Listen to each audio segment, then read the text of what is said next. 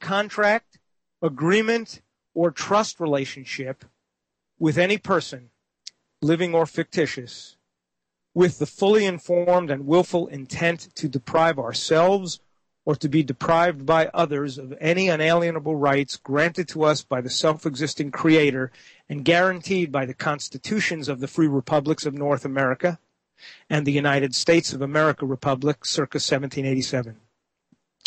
Whereas we have become aware that each of the free American republics and the constitutional republic of the United States of America circa 1787 have been preempted by military power and emasculated by fraudulent, coercive, and deceitful methods of economic and political warfare imposed by corporations posing as legitimate governments.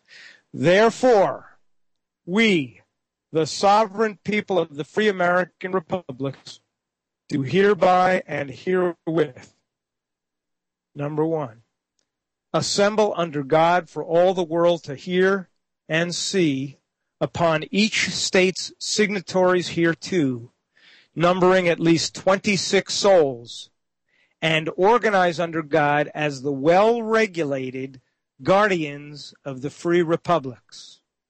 Number two, restore and reinhabit through this declaration the legitimate constitutional governments of these free republics in peace and harmony.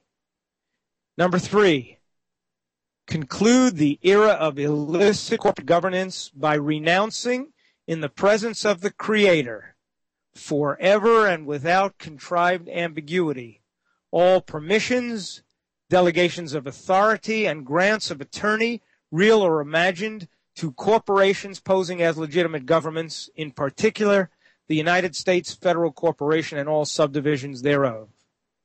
Number four, assemble upon each state's signatories hereto, numbering at least 26 souls, de jure grand juries in the people's common law, herein authorized in remedy of the self-evident expositions of truth attached hereunder, to forthwith order and conduct forensic accounting of the various trusts and so-called legacy accounts attributed to the people, to facilitate a return to the people of the wealth which has been taken by fraudulent artifice on the part of the banking institutions of this or any country, in particular the ill-gotten gains of foreclosure and fraudulent foreign taxation, to peacefully eliminate all existing government structures, entities, and agencies that have been derived from the de facto corporations posing as legitimate governments, to issue orders to the military,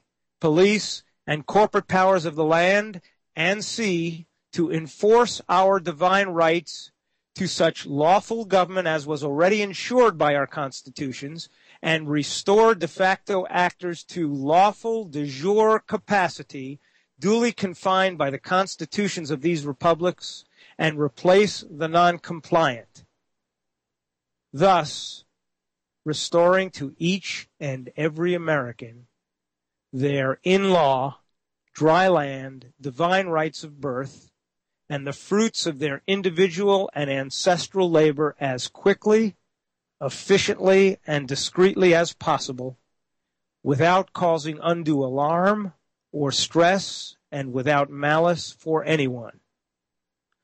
Number five, forgive in the name of the Creator all who repent their political and economic misdeeds. It is hereby so decreed and ordered by the sovereign people of these free American republics assembled herein. Friends, that is the text of the one-page declaration that we are bringing forth this week, to which is attached another 30 or so pages of orders and decrees. A number of years ago, I made an offer to the United States Federal Corporation on this very program. I said, let's coexist peacefully. We don't wish you any harm. Just leave my people alone. Leave the members of the sovereign people free to go about their business, and you will not be harmed. You will be able to continue business as usual with respect to the masses.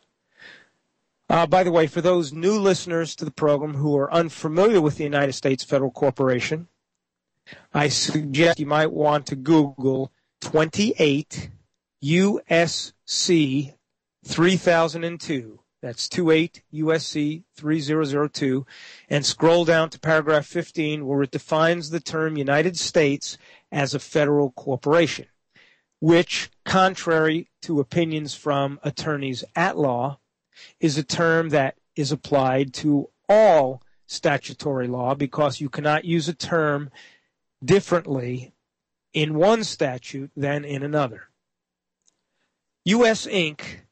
is the actual institution that hides under the disguise of the democracy that has preempted the lawful American Republic and the state republics since 1861. For all you members of the Private Bar Association listening tonight who somehow need the opinions of your colleagues to prove to yourself what you already know in your heart, let me refer you respectfully to Hooven and Allison Company versus EVAT.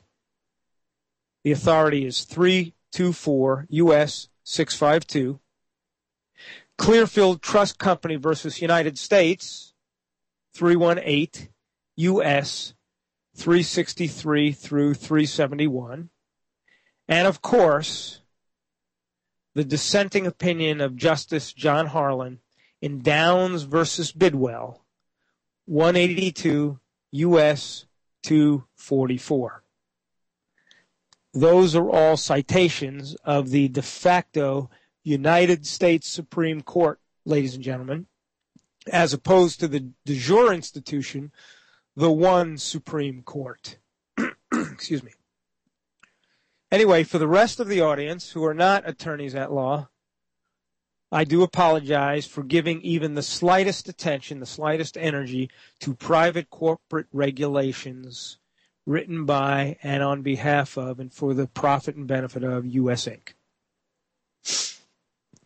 Well, as most of you know, the United States Federal Corporation responded to my offer mercilessly. They have pounded on the patriot community at the federal, state, and local level without provocation, time and time again. Worse and worse, building a crescendo of arrogance and ignorance, bar none in history. The latest being the invasion of a patriot this week by 24 SWAT team members at a relative's house, kicking in the door and leveling their automatic weapons and laser beams at the heads of the children. Systematically, day in and day out, making the decision to destroy the lives of courageous men and women who are willing to fight and even die for freedom and are being persecuted for no reason other than refusing to pray to a corporate institution. For those of you who are non-attorneys, understand that when you submit papers to the de facto courts, they actually expect you to say under the section requesting relief, I pray to this court. There's not a Christian amongst you who doesn't understand the evil of that statement, and yet not an attorney amongst you who has ever thought about it twice. Our colleagues have been willing and ready to stand for and in some cases die for freedom. Real freedom. Not the lip service knee-jerk freedom that populates the televisions, that fills the mouths of talking heads all over the airwaves, that authorizes its corporate agents to kill you.